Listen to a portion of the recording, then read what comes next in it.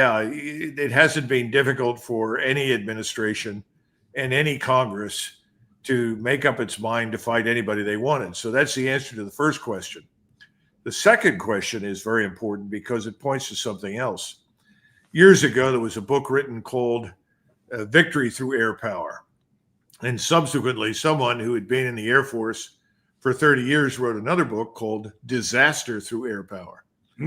Now, the reason I'm bringing that up is that air power was something that certainly in the aftermath of the Second World War became enormously popular in Washington because air power is something you could use with a low probability of human losses. In other words, losses to your forces.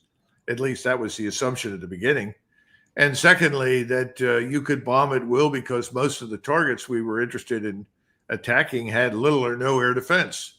In other words, in the minds of politicians, air power was low risk and high payoff because pictures could be supplied showing lots of explosions on the ground, which people equated to effectiveness.